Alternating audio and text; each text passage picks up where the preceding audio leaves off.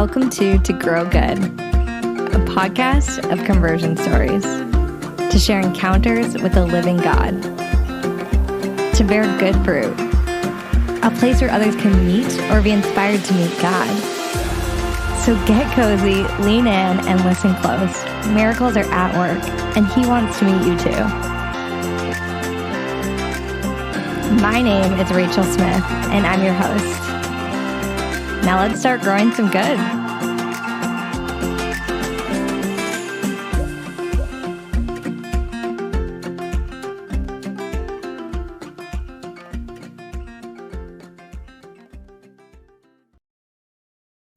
Sister Orianne, hello. Welcome to Hello, the Rachel. show. Thank you so much for having me. It's a joy to be here. We are so excited that you are here, and we cannot wait to hear your journey. Yeah, first of all, what are you drinking? I saw you have a nice little mug over there. Yes, it is a Calgary mug, which is a city I've actually never been to, but it's very nice.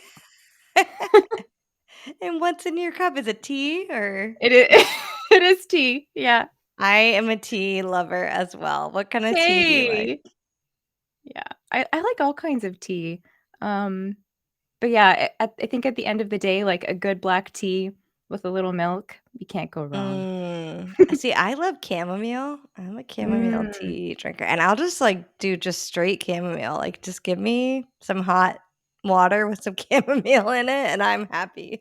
You know what? I actually this is already a slight tangent, but I learned in England, this lady taught us to steep your chamomile really strong, add, like, a splash, just a splash of milk and a teeny splash of Mm. vanilla. Oh, that sounds Yeah, so good. I love very vanilla. good. I'll have to try that. Mhm. Yeah, that It sounds doesn't look amazing. nice, but it tastes delicious. Yeah, that sounds Yeah. really good. This winter, Mhm. that might be my have to be my go-to. Well, thank you so much for joining us. Could you just start us out by sharing a little bit about you and what you do right now for anyone who maybe hasn't come across your work or know you yet? Yeah, so, yeah, my name is Sister Orianne, and my full profession name as a religious sister is Sister Orianne Pietra René, but that's a mouthful, so I usually go by Sister Orianne. Um, and yeah, I was born in Canada.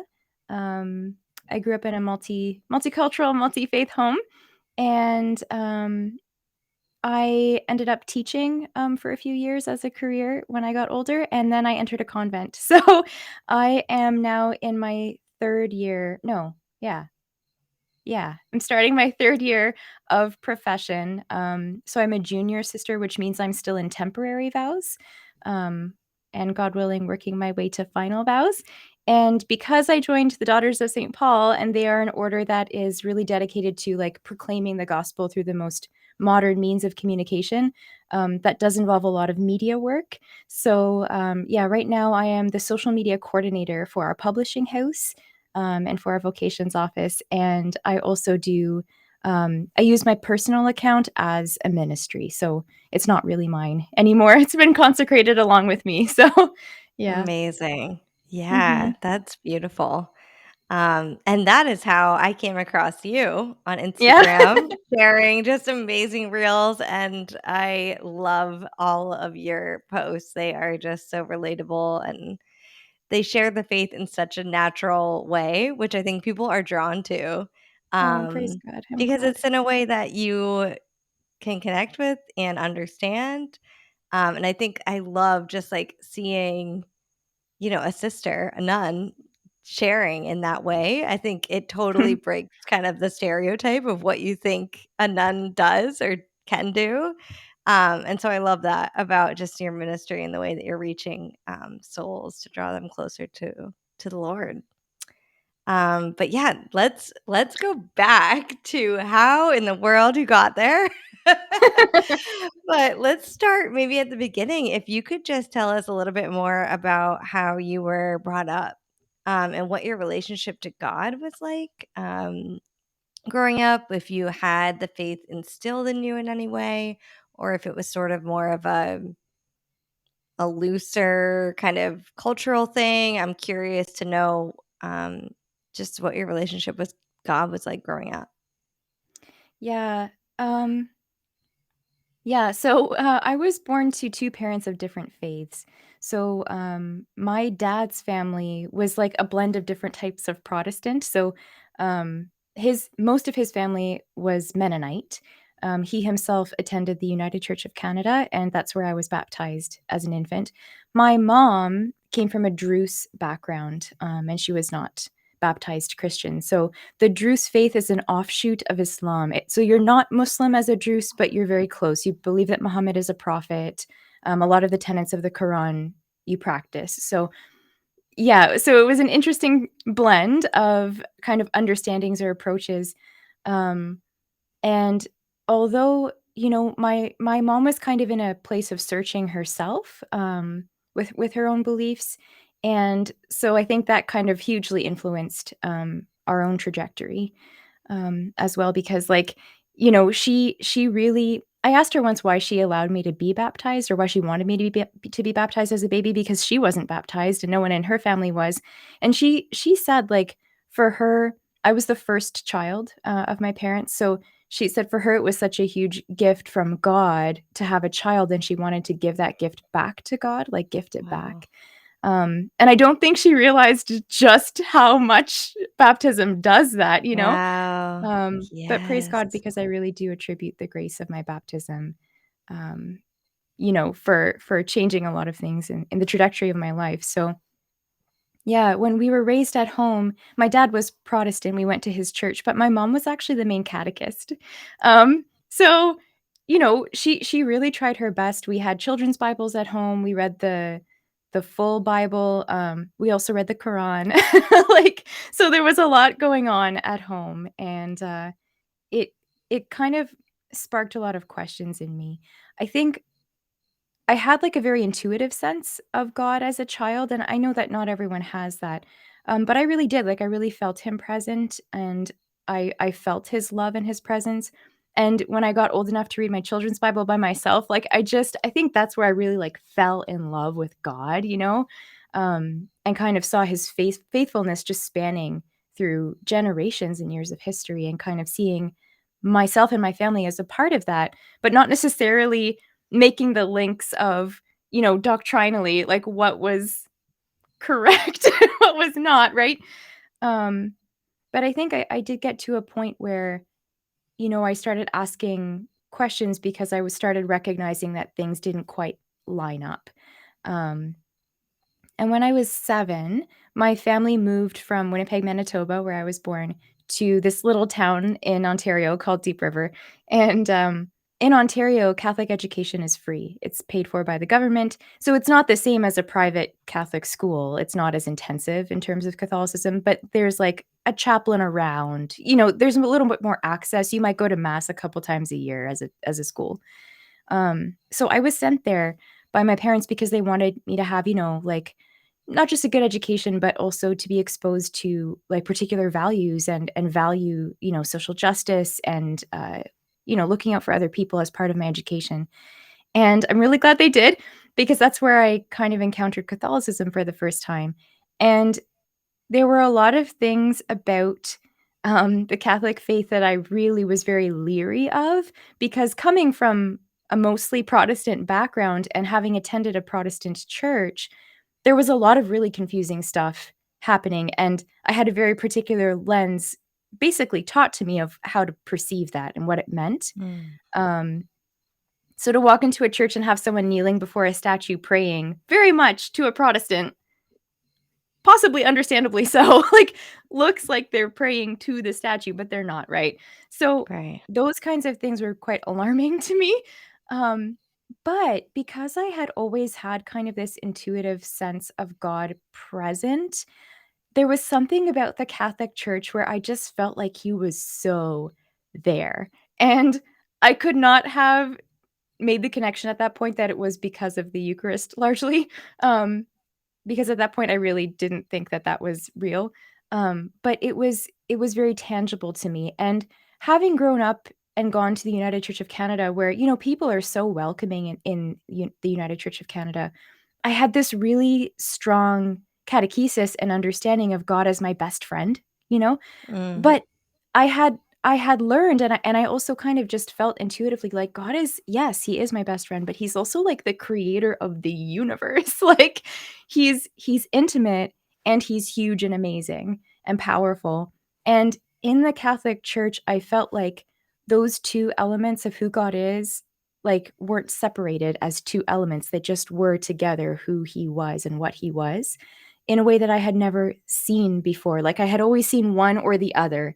Mm, In the Druze faith, it's very much like, yeah, God is the great creator of the universe, but he's not your intimate friend. And yeah, in the church that I had been going to, yes, intimate friend, but there was something about his bigness, his godness that was lost there.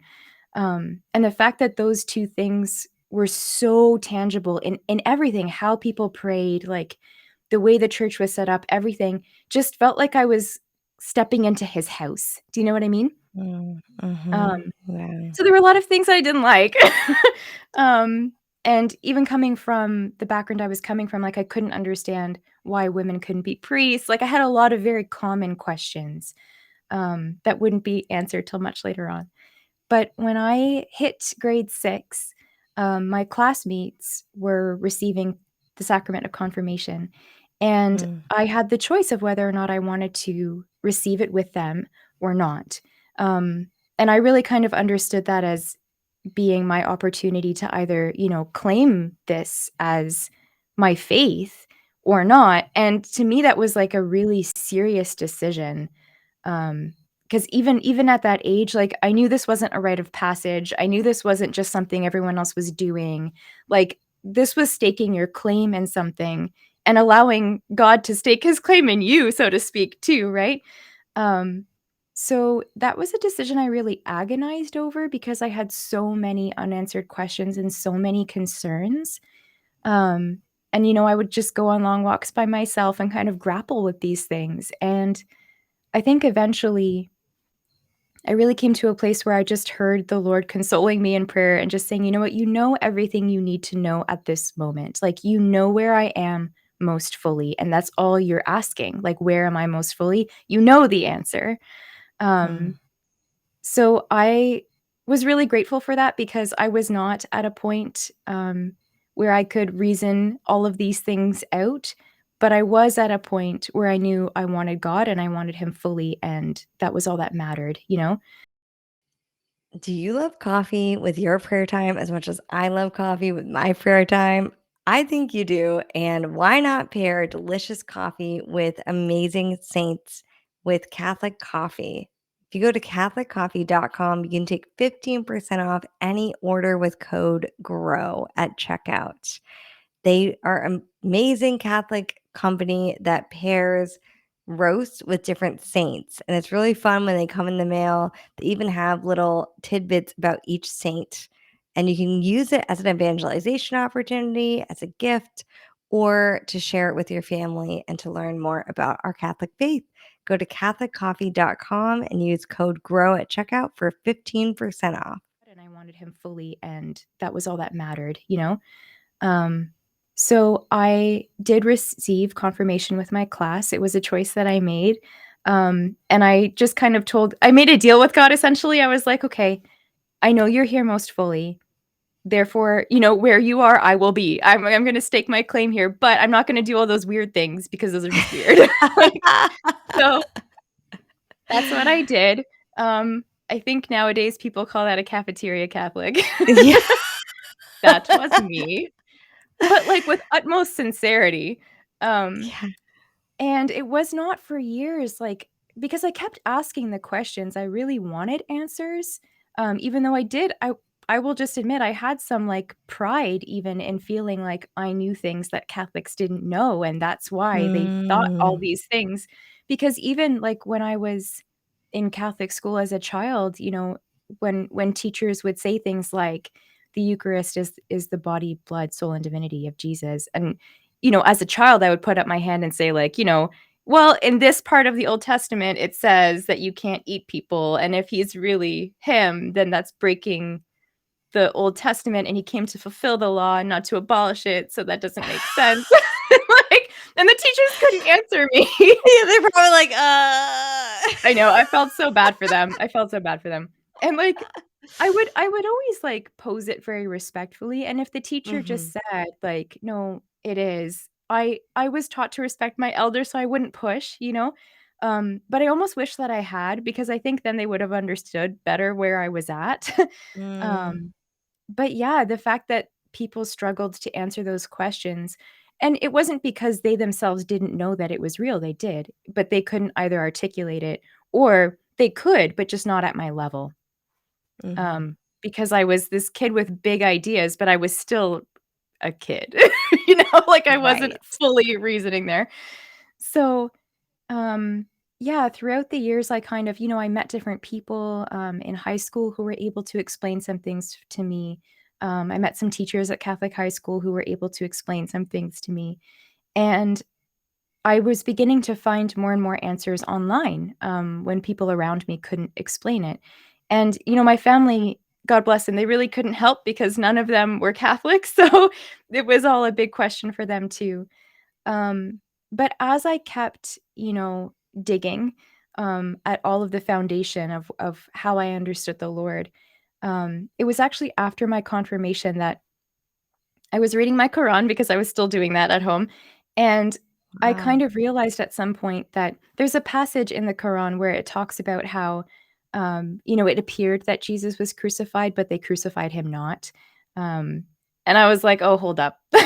Like, I think before that, because my family, they all came from different traditions of faith, and you can see the unity in it, and you can see the beauty and the common seeds. I never really saw that as a problem. Um, but in that moment, I was like, "Dude, this he either died for us or he didn't. He either rose from the dead or Right. he didn't. Like, he's either who he said he was or he's not." Um, so that was kind of a really shaking moment for me. Yeah. Um, and that that was when I just really prayed to the Lord, like, "You're the only person who was there 2,000 years ago, like, to actually be there and know exactly what happened. I need you to tell me. Like, I don't want to know you for who I want you to be, I want to know you for who you are." Um, and again, just, like, such a huge grace, the Lord really just kind of guided me in my prayer to look at, like, well, like, that I am love. Like, that's not a question. So, if I am the one who loves the most, then what is the greatest love? Like, what is the love that is so great that it could only be of God and not of, like, human conception? And as I was kind of praying with that, I had a little crucifix that was on my drawer, my chest of drawers, that my Druze grandmother had given me, and it No was made with way, the really? yeah, I know. And, it was made with Lebanon cedar. She had brought it with her from Lebanon when she moved to Canada. And, yeah, it was sitting on my dresser drawer top, and my eyes fell on it, and I was that Hmm. is the greatest love. There's no human reasoning that would land on that on their own. There's no human love that can equal or surpass that. So, that kind of answered my question for me. Um, yeah, and that was the day I went downstairs and I had a conversation with my mom about it, and, it was really beautiful because, my mom was still not baptized at that point, and, through that conversation, it was a lot to grapple with because it wasn't just something we had believed, it was the heritage of our family and a heritage that, a belief that our ancestors had died for, right? So, it was something that we were really grappling with, but at the end of that conversation, we both came to the same conclusion, and I put my Quran on the shelf with all the other, different, historic and religious texts that, I really valued as someone interested in cultures and people's beliefs and their hearts, but no longer on my dresser as, like, a holy book. So, that was really difficult, um, and it's still kind of hard to look back at and remember, but I'm really grateful for it because I think in that moment I really just felt like what it meant for God to guide us with the hand of a father, to, like, guide us through those hard moments, and he doesn't shy away from them any more than he asks us to, right? So, um, yeah, and from then on, I just stuck to my Bible and really started to delve deeper, I think, in a sense, that gave me permission, I think, to delve deeper into the other questions that I had because I knew that God had the answers, right? Mm. And that He would probably tell me if they were important. So, Yeah. um, yeah, Yeah. yeah. I love how you're describing how you're learning God's voice and how he Mhm. was guiding you throughout this journey. Because I think that's such a huge part of each of our conversion journeys, continued conversion journeys that are still happening is like coming to know what he sounds like in each of one of our hearts. And I Yeah, love how you're describing that so beautifully through the things that were happening. You were also learning how he communicates to you. yeah. And you were starting to just trust his voice over even all these other things that were going on that you had to try to figure out, but you knew you could lean into him and his voice when you had trouble, which I just love how you're sharing that at such a young age. That's a lot to be navigating. I mean, Mhm. especially with your two parents kind of having different backgrounds, and you are still at a pretty young age to be making these decisions. But I Yeah. think because of the way you were raised, it sounds like you kind of intuitively knew to, like you were saying, take these long walks and, like, really think about it, um, which is also a testament to how you were raised too. I think it's like you had the confidence to be able to make your own decision, which I think is really beautiful because that kind of opened the door for you to reach out to God and be Mhm. like, "All right, Lord, like, so just show me." Whereas I don't think that that is something that people even know to do, honestly, Yeah. because so many things in this life and in this world and this culture is just kinda handed to you. It's kinda Mhm. like, "Do this, do this, do this, do this," instead of, well, ask God, and he might actually show you. I think that's just something that doesn't always click in our minds to even try. So I love that it's so beautiful that you had that heart to just do that and then to receive him in that way and trust that he would speak to you. And I love how you kind of described how both of those backgrounds played into that. And then, of course, you're back for me now. Okay, good. Okay. So after that, what happened with kind of Protestant background? Probably still, Mhm. though, lingering and confusing a little bit, especially when it came to the differences between Catholicism and the way that you were raised in the Protestant background. So, do you want to just go into that a little bit more? Like, what ended up happening from there? Um, yeah, so I guess, as I kept asking questions through high school, I was getting more answers, but there were still a lot of things that I had, no interest in doing, shall we say. And confession was one of those things. And I Mm, think that because, the Lord is a God of mercy and, I had known his forgiveness before I became Catholic, so it was so strange for me to feel like I had to do this thing to be forgiven, um, which is how I was understanding it, which was not entirely correct, but it's how I understood it, and so I just never went. And, mm, when I got to university, my second year university when I was 19, my parents split up, they divorced, and, mm, a lot of things can come up during divorces depending on, the circumstances, and a lot came up during this one, and I found myself in a position where I was, like, grappling with a lot of things that were too big for me, and just really struggling to get through them and really struggling to forgive, and struggling with the effects of everything that I had to deal with and how I was coping with them. So I, was doing everything that I knew to do at the time, and nothing was helping. And I, would write long letters to God. I was praying so much. But it was one of those things like you cry yourself to sleep and you're going to have a miserable night and you're going to wake up and you just know that that's going to be the rhythm. And at one point, I woke up one night after a really awful night, and I woke up with the instantaneous knowledge that I had to go back to confession. that I couldn't do this on my own.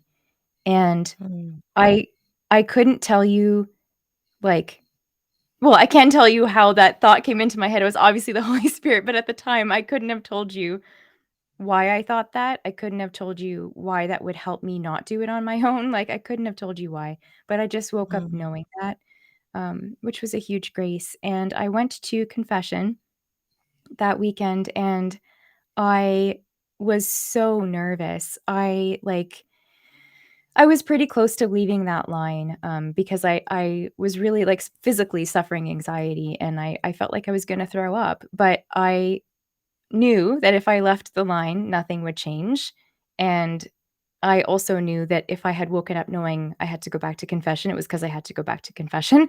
So, I stayed in the line, and I went into, the little confessional, and I just told Father, like, "I don't know what I'm doing. I haven't done this since the first time I did it." Like, and he was so kind. He walked me through everything.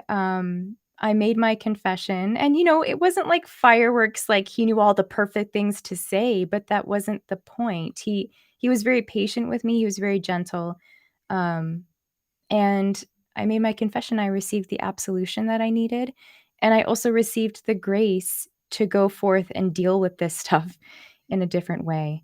mm, And I left that confessional very humbled, because even though I couldn't even at that point, I couldn't have reasoned out why, "Oh, yes, this is why I must have been called back here." I knew that I had been wrong. I knew that I had been wrong in thinking that I just didn't need to go, that this didn't do anything different, that it didn't matter. Um, I didn't know why I was wrong, but I knew I was wrong, and because of that experience, um, I realized that all the other questions that I was really just not feeling satisfied with the answers to, I was probably wrong about them too. That, like, probably the church that had, like, literally hundreds of generations of people who were much holier and wiser than I was at 19 years old, and still today, like, the collective wisdom and prayer and God's work in their lives, that I could somehow reason better than all of that was kind of like, okay, I was clearly not mm, right about that. So, I continued to ask the questions, but with an attitude of much greater humility and a willingness to accept that I might not like some of the answers, but that didn't necessarily mean that they were wrong. So, that attitude changed my ability to understand things and receive things and ask things in a different way. And that's not to say that I accepted everything blindly. I did not, but I was more willing to be uncomfortable in fine tuning how I understood the answer. Um, so that was life changing for me. That was really when, in a sense, I kind of more fully embraced the heritage that the Lord had gifted me in coming into the Catholic Church. So it was after that I went on from my undergrad degree. I studied anthropology. I went on from that to study education. I became a teacher. I taught in England for a year, and I was so struck there by, like, this almost like spiritual starvation in a lot of the students that I taught. Um, that was really difficult to see. And when I came back to Canada and I kept teaching there, I was encountering the same thing in a lot of my students. And I wanted to help. Like, I wanted to give them the food they were starving for. Like, I wanted to do that, but I didn't really know how. Um, and I think that that kind of, in a sense, like, kickstarted this understanding for me that, like, if I wanted to give something, I had to be open to receiving it, like, radically. If there was mm, something I wanted to give that was radical that other people weren't giving, it's because I was doing this I'm closing myself off the way other people are, like, and if I open myself up, or if I allow the Lord in to open me up, um, then that can help other people do the same, just as, people who were much wiser and holier than me had helped me so much, right, in giving me that food, so when I was hungry for it. So, yeah, I started going to adoration, like, I started doing a lot of things I hadn't done before just to kind of carve out more space for the Lord in my life, in my schedule and everything, and I got involved with our church with youth ministry, um, and one summer, I think it was the summer. Anyway, one year, I helped to chaperone a group of teenagers to Steubenville, Toronto, which is the Canadian version of Steubenville, Ohio, like the conference.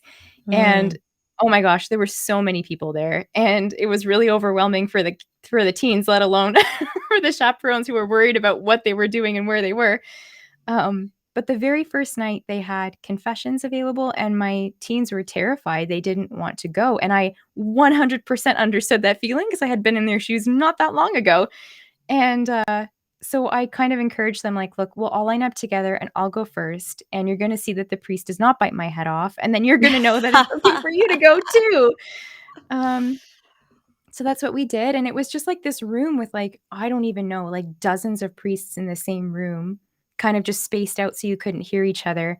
So I just went to the first one who had a free chair, and, I made my confession, I received absolution, and I stood to leave, and he asked me to sit back down. And it's a moment that I think about a lot still because I think it was, again, God just kind of breaking through where I hadn't really been listening.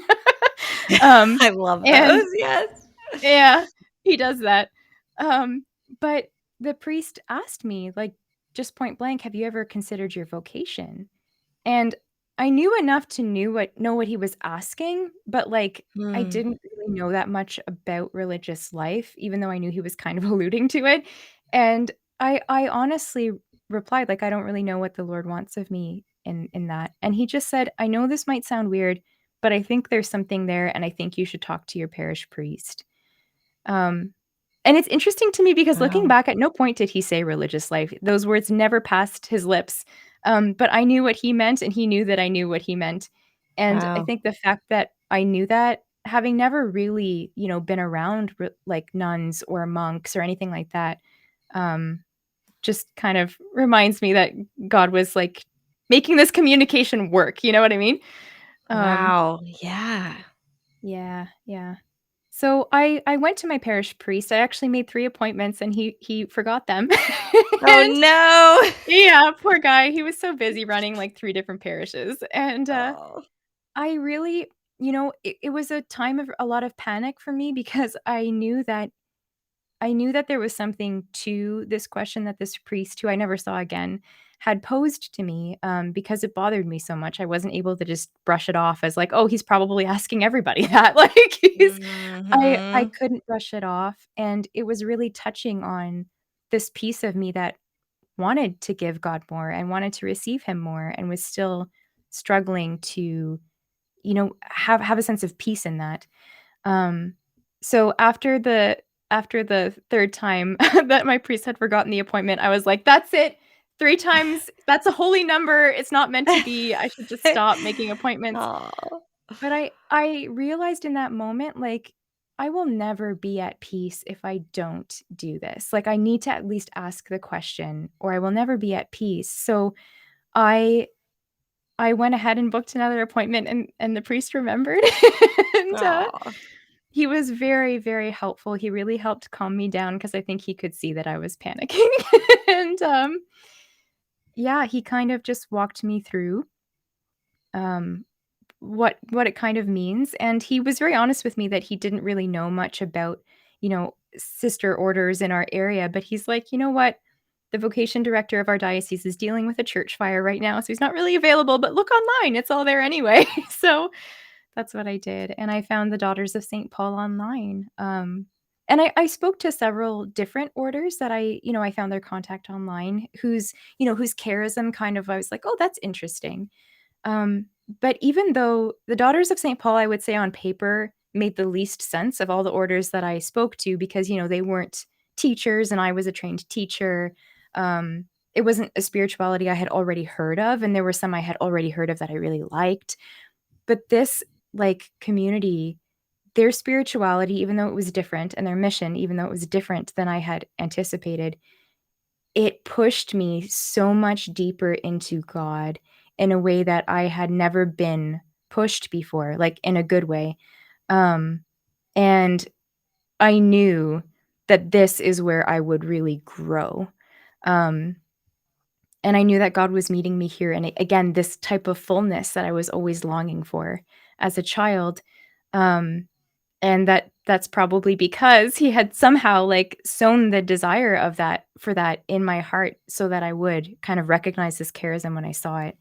So, the mission of the Daughters of St. Paul didn't immediately click with me. It was something I kind of had to grow to understand, why God would be calling me to that. But the spirituality just got me like that. I was like, "This yeah. This is where I'm gonna really, really be challenged," and I knew that that's what I needed. Mm, Um, and it has really, um, like, helped me to flourish, I think, in my relationship with God in this area of recognizing that, God is infinite. There's always further to go. Um, and I know that this is somewhere where not only will I continue to be challenged and helped and aided to go further in that, but in a way that, kind of like floods over to other people. It's like this really beautiful reality of the Pauline charism that I didn't realize I was called to until, having walked with the sisters for a while. So, that is yeah, I so quit my beautiful. job. I want to say thank you to today's episode sponsor, Thomas and Arts. Thomas and Arts is an amazing family owned and run art business, small business that is creating original art and affordable reproductions for contemporary beauty to flourish in community and culture. It's just this beautiful family raising 5 boys in Colorado that has felt inspired and called by God to produce and create original artwork that shares the saints, the Holy Family, and other beautiful artwork in a contemporary and creative way and culture while they're at it. So go check out some of their beautiful prints and artwork at thomasandarts.com. That's THOMASON arts.com. You can use code 2GROWGOOD at checkout for 10% off your order. Use code 2GROWGOOD, all one word, at thomasandarts.com for 10% off your order. That is Yeah, I so quit my beautiful. job. Yeah. Wow. Okay, Yeah. okay, before we go into that, Mhm. wow, so beautiful. So many things that you said are just I just love how the Holy Spirit works in our lives to open those doors, like you said, especially when Yeah. we don't even know they need to be opened.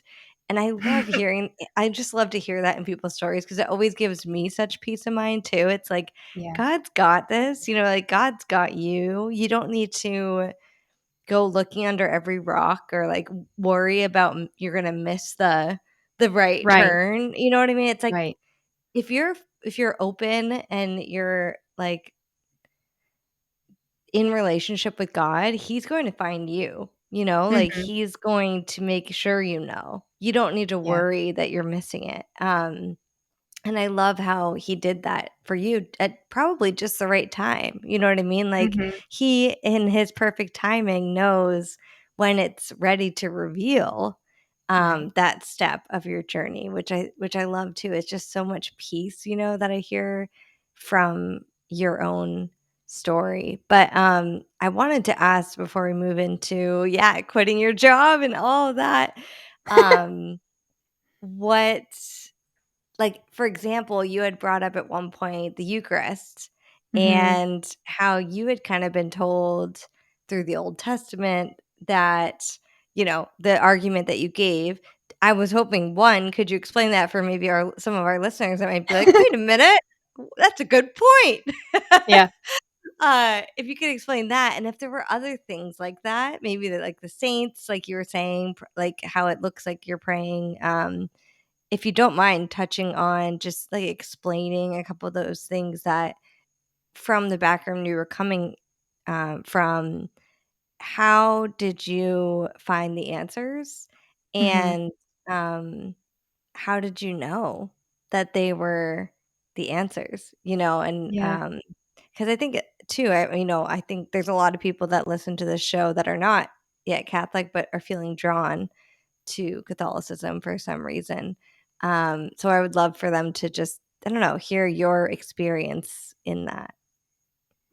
Yeah, I think the first time I ever prayed to a saint, was a really difficult moment for me because I was an adult at that point, and I had prayed the rosary before with people, but I always kind of felt like it was kind of peer pressure. Like, not on their part, they weren't trying to pressure me, but I was like, "I guess I must do this for the sake of diplomacy," kind of thing.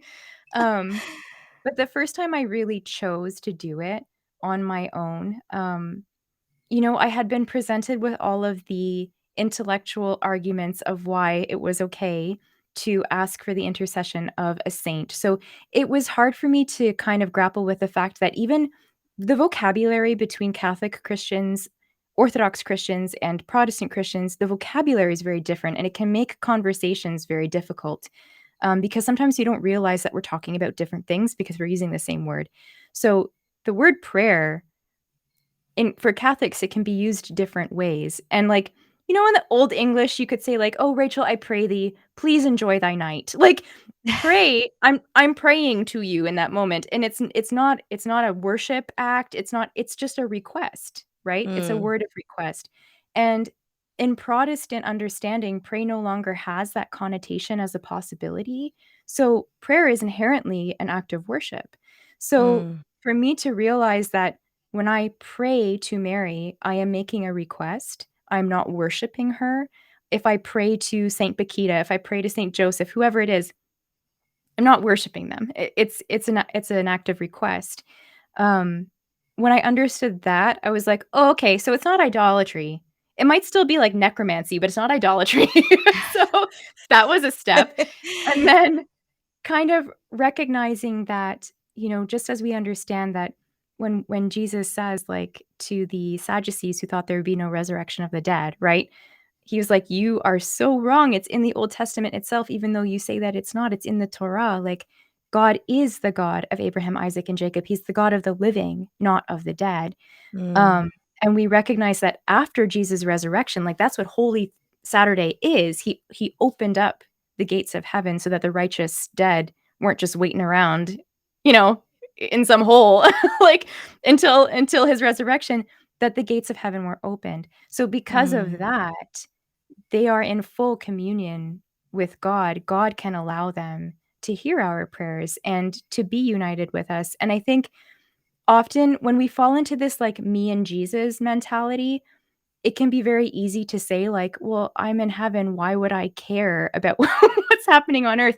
But when we understand what it means to be in communion, that if I am in full communion with God, or if I'm even in a little bit of communion with God, it means that he's sharing his heart with me. And what is in his heart? Yes, love for me, but also love for all of these other people. How could I not care if he cares? How could I mm. not love who he loves?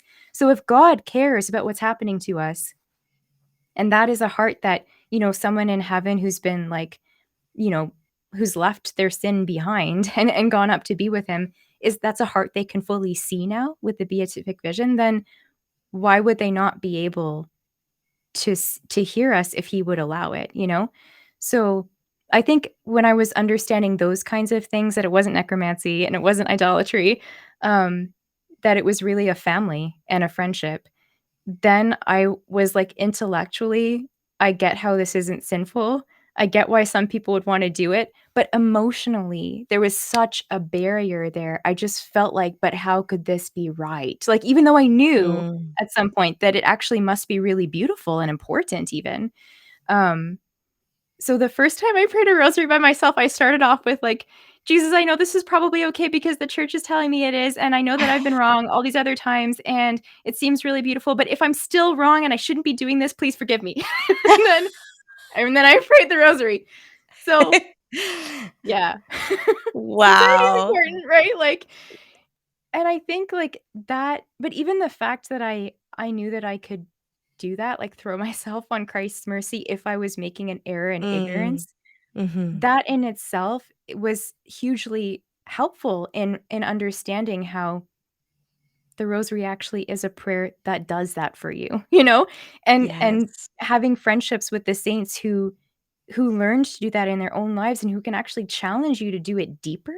Like, you'll know it by its fruit, right? That's what Jesus Mm, tells us in the Gospels. And when you see that that is bearing true fruit in your life and your relationship with Christ, then you know, right? yes. Um, yeah. So And good. Yes. Eucharist, same thing. I got to a place where I realized, like, no, this does not meet the definition of cannibalism.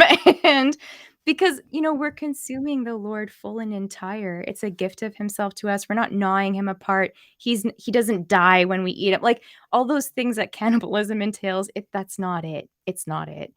Um, it really is a gift of one person entering another, which we see when we give someone a hug. We see on the marital bed. We see in pregnancy, right? Like all of these other normal places in our life. But it can be really hard for us to accept in the Eucharist. So um, when I understood that it wasn't like, it was not kosher, and when I understood John 6, I think the first time I read John 6 and realized how many people left Jesus when he said, like, "You have to eat my flesh and drink my blood," and they were like, "Peace out, that's not kosher." That was that Right. exact same reaction I had, right? Yes. And he let them go. Mm. And, like, these were the same people that he had been called to bring to himself, and he let them go, didn't explain himself differently, and when the disciples went up and were like, "So, like, what was that? That was weird." He's just like, "Are you also gonna leave? Because you can." That was his response, Mm. and Peter responds, like, with a response that basically tells us he didn't get it either, and he was like, "Look, I this is weird, but to whom else should we go? You have the words of eternal life." And I think that's kind of the point that I got to of, like, I don't get this, but, like, I know you tell the truth, and you told us, so I'm gonna act like it's true. I trust And you, yeah. Yeah, it's actually very similar exactly. to your story, I feel Yeah. Like Peter in his mindset, he's kinda like, "I might not understand this all, but I trust you, and I Mhm. know that you have the words, and you're here." You know what I mean? And so I'm with you kinda thing, even though none of this makes, like, logical sense to me. Right. But I know that you're greater than my logic. Like, that's kind of what he's saying in so many words, and I feel like that's what you've been sharing in so many words, like, which is just so beautiful, that humility that God loves, because God rewards that. Like, he tells Mhm. us, just to humble ourselves and we'll be exalted because he is infinite and he knows things far beyond anything that we could ever comprehend. And so when we trust that, Yeah. he blesses that. He's like, "Yes, like, just trust me, just keep trusting me, even though you don't have to understand every little detail right this second, but Mhm. trust that I will reveal it in a way that you will understand." And the fruit, like you're saying, you'll see the fruit because I'm in this. And Right. yeah, that I feel like can is so true. And when your eyes are open to John 6, that was something too in my journey, had never really been taught to me in that way or explained. Even growing up Catholic, it was never Mhm. really explained. And when I saw it, I was like, "Oh my goodness, it's right here. It's right in front of you in the Gospels, like it's right here in Scripture. It's very clear what's going on."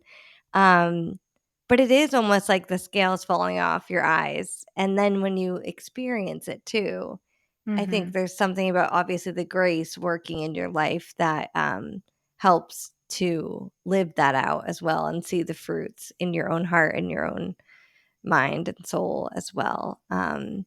Yeah. And did you feel like that with the Eucharist too? It sounds like yes. Yeah, I think I've seen a lot of people struggle with this, so it's something that I don't wanna hide that I experienced. It's very normal for us to be, like, disintegrated, right? Like, all the parts of ourselves not quite in union or thinking or understanding things at the same time, and that's a result of sin, of original sin, and our Mm, own sins, and I think that was another circumstance where intellectually, I could understand how it would be true, um, at some point, right? Or that at least that it could be true, but emotionally, I like, emotional resistance is no joke. It's like I had so much emotional resistance to that, and mm. it took me a while 'cause I remember when I read that passage and for the first time realized what was going on, like, I might have said a bad word in my head because I was like, "Oh my gosh, like, how did I not see this before? And what does this Mm, mean, like, for me now? Like, how could I have missed that? But again, like, I went to mass and I was like, "Really? Are you sure?" Like, just I knew, but I didn't know. Do you know what I mean? Mm. And it was a couple months later after I had read that and realized what Jesus was saying in John 6 and saying, like, "Look, I trust you, but I don't get this." Like, I went to adoration with a group of people, and it was the first time in adoration that I didn't sit there staring at Jesus wondering, like, "Are you real? Are you really just" Instead of wondering, I was just like, "Look, if you're really you, can you please tell me?" And he Mm. did. And that was a moment that I will never forget because that was a moment where I was like, "Okay, like, again, that's not how he speaks to everyone. He will speak to us all in the way that we will understand best and be able to integrate best." But in that moment, I think that he knew that I needed that. Um, so I never questioned it after that because I had already intellectually established that it was totally Mhm. possible. Mm. Um, but And you I mean needed just, that like, moment. that moment in adoration, something kind of, like, unlocked in your Mhm. heart Yeah, where he just, like, made his presence known to yeah. you intimately, yeah, yeah. And I feel like that so many people's stories in adoration, I Mhm. mean, truly miracles happen in adoration. It's so beautiful. Like, Yeah, the amount of conversion stories that have begun in adoration, just even sitting in his presence. Um, yeah, it's amazing. It's miraculous, truly. So yeah. that is so beautiful. Thank you for explaining those 2 and just your mind or just how you worked through it intellectually and then, yeah, how the heart came a little bit later. I think that that's totally relatable for a lot of people as well. Mhm.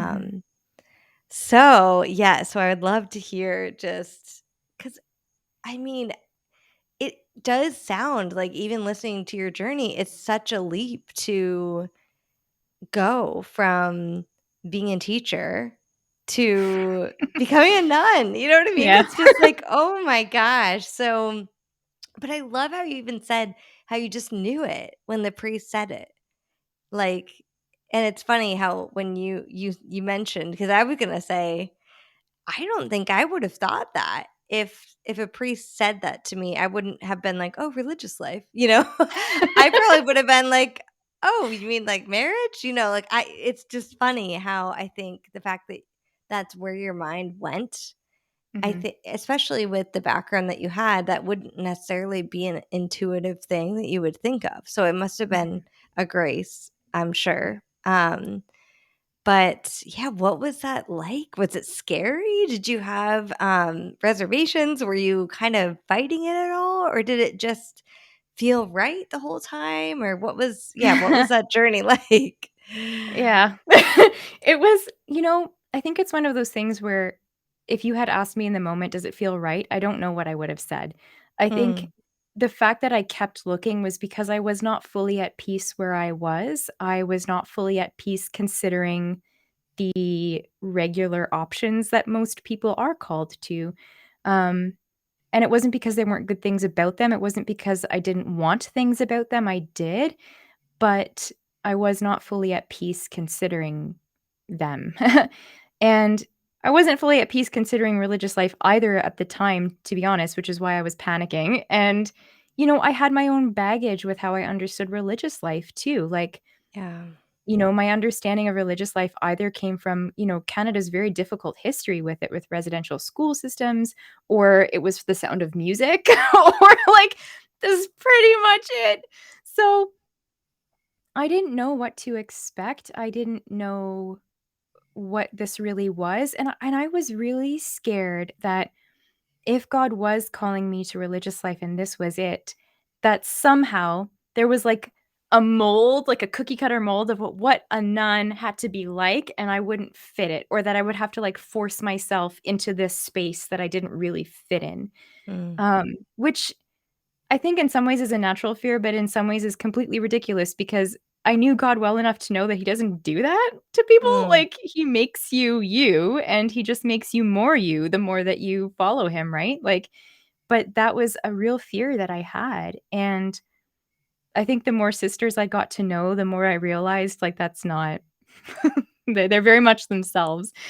Um, so that was a huge comfort. But I think that, when you start looking into religious life, there's also the fear that, like, you're locking yourself in just by reaching out to a community, which is not the case. Just like you're not committing to marriage when you go out for coffee with a dude. Like, that's not what that means. It means you're asking a question. And that's okay, and that's normal. And I was so grateful that none of the sisters that I spoke with ever made me feel like they wanted to, like, grab me in, Like, they were Mm. very much there because they wanted me to find my vocation, whatever it was. So, I was so grateful for that. And, yeah, it really helped me, I think, get to a place where I felt free. I felt free to discern. Um, and eventually, it was very difficult for my family. I didn't tell them for a while, um, because I didn't want to hurt them, and I knew it would be difficult. But even knowing it would be difficult, I didn't realize how difficult it would be. And at one point, when I knew that I was probably going to apply to enter the Daughters of St. Paul, um, because I really felt the Lord inviting me to do that, I almost stopped because it was so hard on my family. Mm.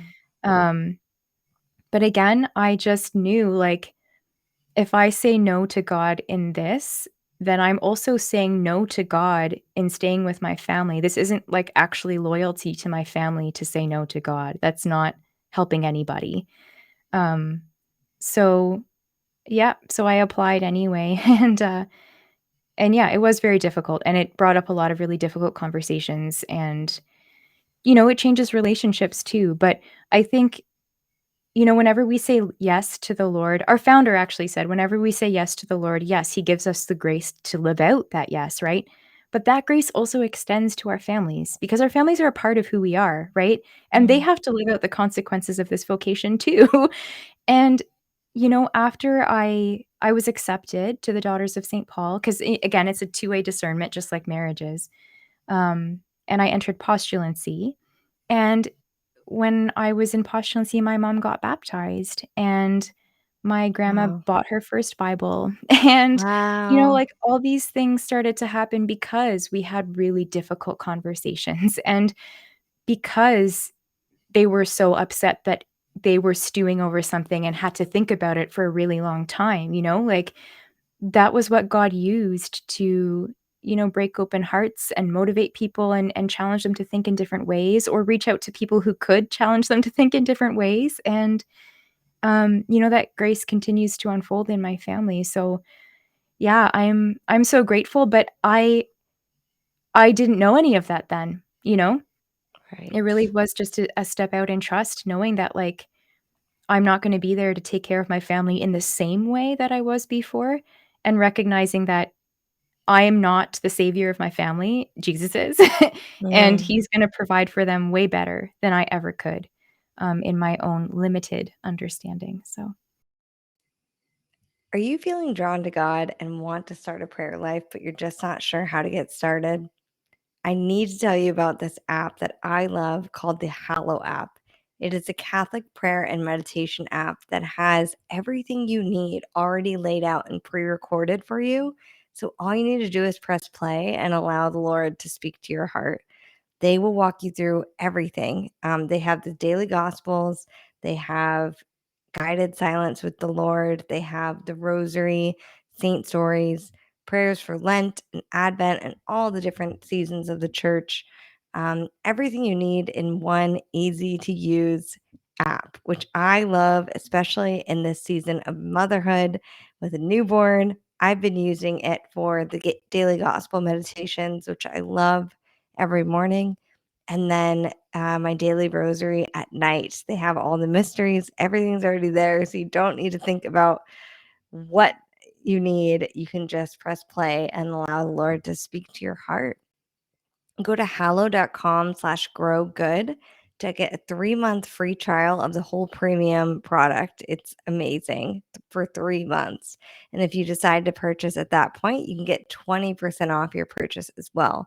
If you go to hallow.com/grow good, that's HALLOW, hallow.com/grow good for 3-month free trial and 20% off the Hello Premium Plus edition. In my own limited understanding. So, Wow, yeah. that is a truth nugget. Whoa, and just I needed to hear that. I'm sure there's plenty others that needed to hear that. Man, that is just good, healthy boundaries that we need to have and realize Yeah, our own place and God's place, even with those that we love the most, that we so desperately want to do all the fixing for, or mhm, all we want to have all the answers for them in just the way they need it and just the way they need to hear it, right? But it's like right. that's God's job. Yeah, That's the Lord knows their heart intimately more. Like as close as we feel to them, God knows them even better and knows yeah, exactly what they need, and he's going to and reach loves them them. more. Like, he loves Yes. them even more than we do, you Yes. know? Yeah, But it's so hard to trust him with those people and those places of our hearts. So the yeah, fact that you were able to truly let go, it sounds like he was blessing you through that, and also, like you said, he was blessing the whole family. But sometimes that can hurt, like it hurts to yeah, let go in that way. That initial letting go can be really hard. But when we do it, it's so true that watching the way God works through our obedience to him and what he's calling us to do. And I love too just how you described it as like you hit a certain point where you you feel like you're saying no to God just mhm, by not acting. And that's really when it becomes a problem, because it's yeah, like, wait a minute. I don't want to say no to you. mhm, Like, wait, I still want to say yes to you, but in order to say yes to you, I have to let other people down in a way that I don't want to. mhm, But you just have to trust God with those places, and it might take time to see the fruit, but to trust that it will come. Um, but that's a tough life lesson to have to live through. So it sounds like yeah, that was difficult for sure, but also came with a lot of beauty. mhm. So what has it been like entering into life as a nun and just all the things that come with that? Like, has it been, I'm sure it's come also with challenges, just like any vocation, right? Like Mhm, it's really your path to holiness, so it's not a cakewalk, but right. it also has lots of sweet joys as well. So, Mhm. yeah, do you wanna just share a little bit about what it's been like? Yeah, so I guess, I think one of the things that we often forget is that there's a huge transition, when Mm, you leave your regular life and you enter a convent, and the beautiful thing is because, like, there's nothing quite equivalent to religious life in, how we grow up with our regular circumstances, so the church really has, like, set up a system as a safeguard to make sure you have the space and the freedom to ask this question before you ever take a vow, like, to really know that you're doing that in full freedom. Um, and so, yeah, when I entered postulancy, the word postulant comes from like the root to ask. It doesn't mean that you've locked yourself in. But it was this really beautiful space to be able to struggle with other people who are also struggling as they enter, like we mm, were really able to work through those things together and get used to, in a sense, you have to humble yourself again because you have to step into a place and become like a child again, but you're not a child, you're an adult. And, like, it can be really difficult to have to relearn things, do things a way that you don't really see why it's necessary, like, all those kinds of things. But I learned so much from that, and, I remember at one point I was asked to cut my apple at table instead of just, biting into it. Just because, they were preparing us to like go out into different places with different cultures and just make sure we were able to adjust to be respectful in those areas, right? But it's not like they explained that when you're at the table. They just asked me if I could cut my apple and I was like, "Oh my gosh, I'm 27. Like I can decide how I want to eat my own apple. Like, please." And I went to chapel and I was just so like, I was so done. It was like the last straw of things that I was dealing with, just natural to transition. No one was being mean or anything. It was just a lot of change at once. mm. And I was just like, Jesus, I can't even eat my food, like, the way I need to eat my food. And, at that point, I had packed up and gone to Missouri for formation, and I I remember Jesus said this so clearly. It was one of the clearest things I ever heard him say. He was like, "You left your country for me, and you won't Mm, cut an apple for me?" I was like, "Oh, good point. well, Dang if you it. put it that way, okay." So, Why are like, you always all these right? little things. He calls us out, man. He calls Yes, he us out. does. Yeah, but that's exactly what I needed to just, again, shift everything back into perspective, because so often when we start to go off the rails, it's because we've lost a sense of perspective. Um, so all those Mhm, little things, like, they seem like the smallest things of our lives, cutting an apple versus biting into an apple, but God uses that to deepen his relationship with us. mm, Um, yeah, so after postulancy, which was 2 years in Missouri, I entered novitiate, at which point you become, like, in terms of canon law, you become an actual member canonically of the institute, but you haven't taken vows, right? And we were studying, and being formed specifically towards a discernment of whether or not to apply for first vows, and the pandemic hit. So, wow. um, we spent that time largely in isolation, for I mean, comparatively from what we would have otherwise. But again, a huge learning experience, because that was really where I saw, like, deeply the power of the Pauline charism to reach out through the media with people, because everybody was isolated at that point, and the fact that we could accompany people in a way that meant so much, and also connect with people who could help us, like, just as humans, through that, was so moving to me to see, and I think God just really used that to kind of affirm, again, why he was, like, what seeds he had already planted in me for that charism, because we all have those seeds planted in us already, right? And at our baptism, and he just grows them throughout our lifetime, Mm, whatever those seeds are for.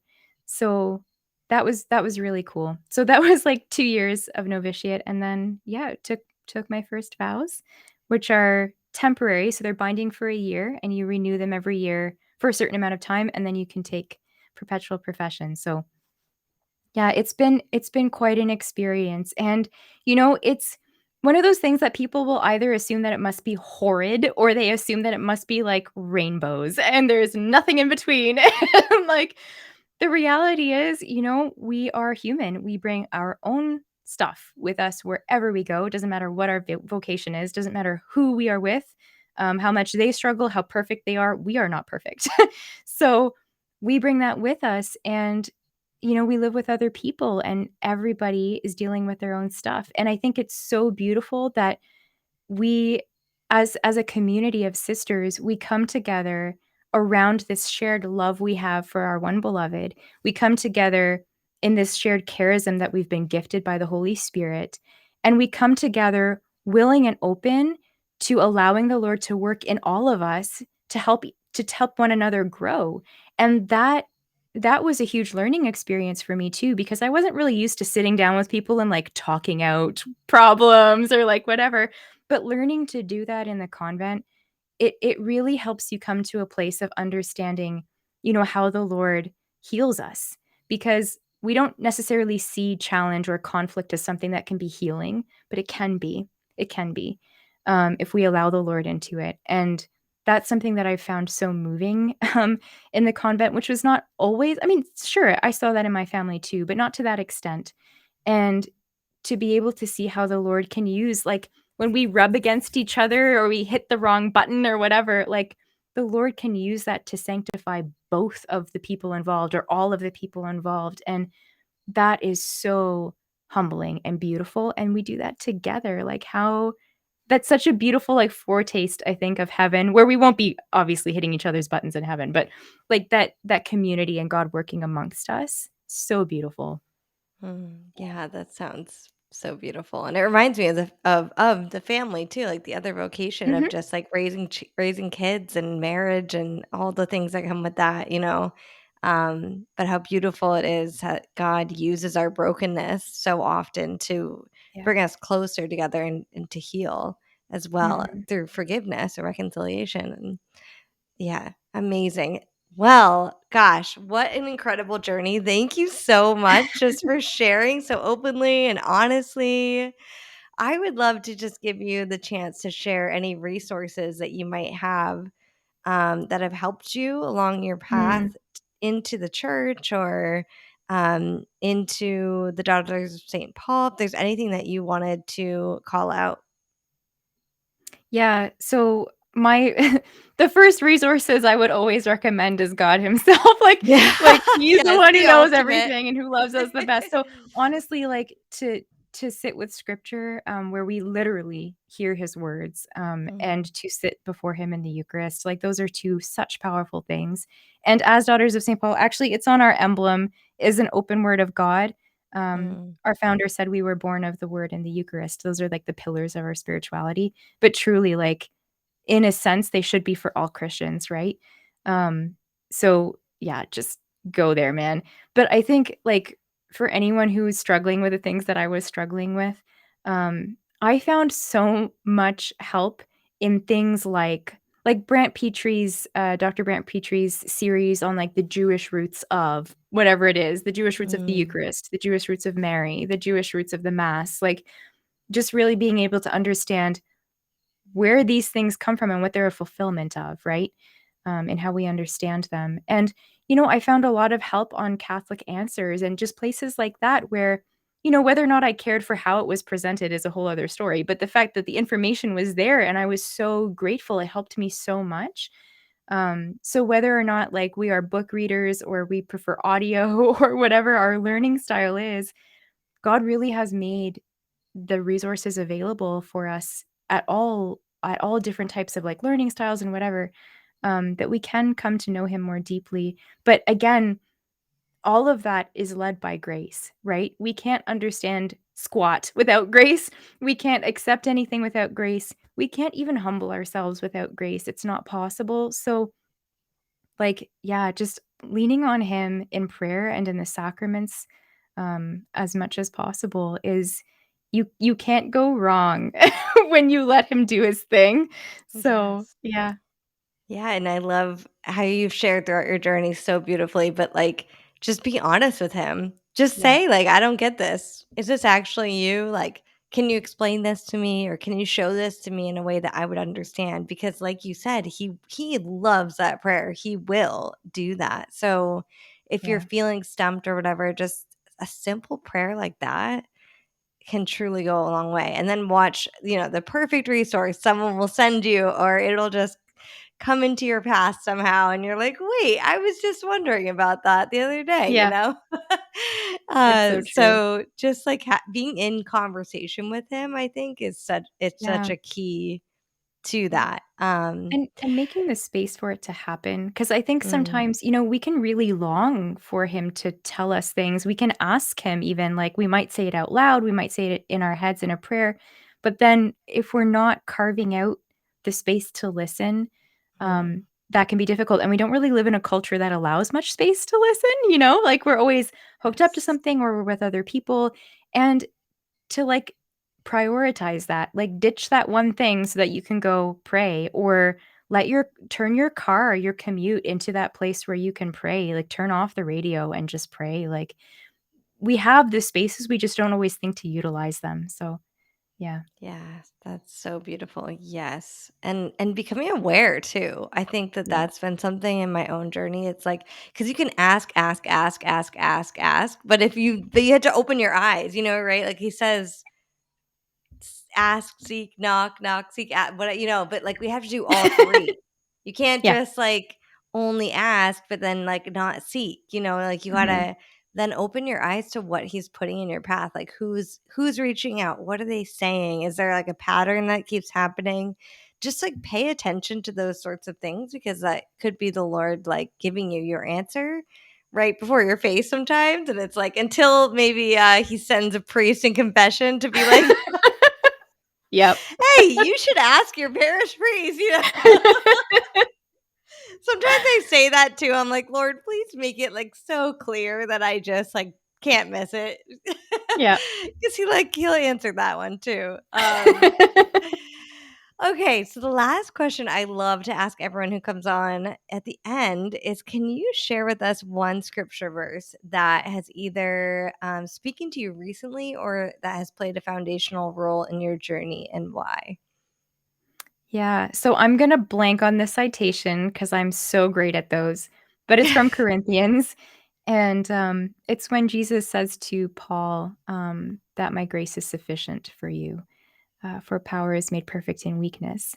And, yeah, I think that has really been an anchor in a lot of ways in my life because there are so many things that, I wanna be able to understand or control or be better at or, things that I think I should have done differently and I'm disappointed in myself or whatever it is, right?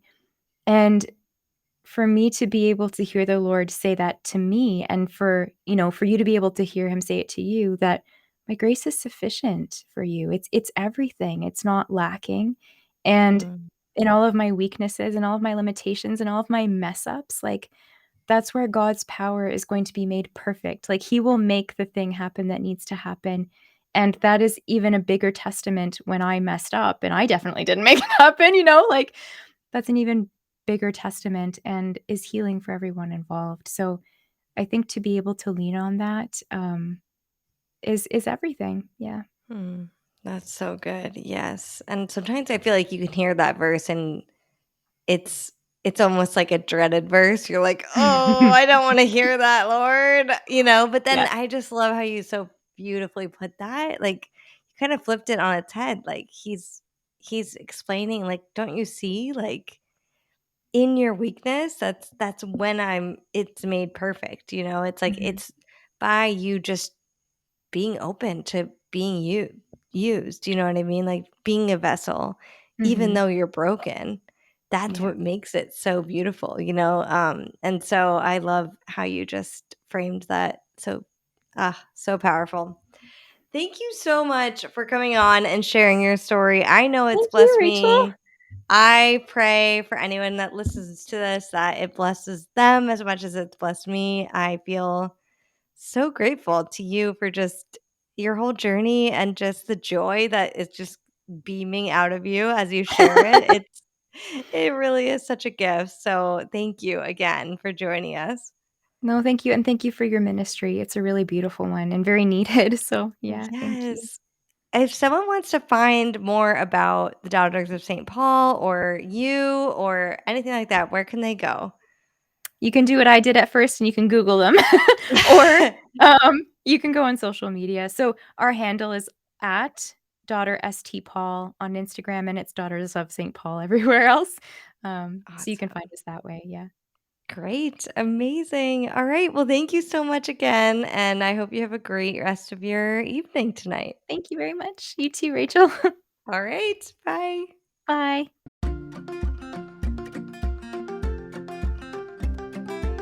Thank you so much for listening to this episode of To Grow Good. There are a number of ways you can support this mission. Follow us on Instagram at To Grow Good. Join the email list at togrowgood.com for free weekly devotions written by Catholic women, a monthly newsletter with the most impactful content along my journey home to the church, and a notification each time we upload a new episode. Share this episode with a friend, a family member, a loved one, or a coworker. Leave a written review on Apple Podcasts to help refer the show to others who might be seeking. And you can pray. Pray for this show to reach the souls that God wishes for it to reach. If you are praying for To Grow Good, please be sure to reach out and let me know at togrowgoodpodcast@gmail.com. Finally, you can help to cover the financial cost to create and produce this show. For as little as one iced latte a month, you could join our little community here at To Grow Good, the branches of the vine, in exchange for monthly bonus episodes, gifts from the To Grow Good shop, and more. You can learn more by visiting patreon.com/togrowgood. Thank you so much for being here, friend, and I will see you next time.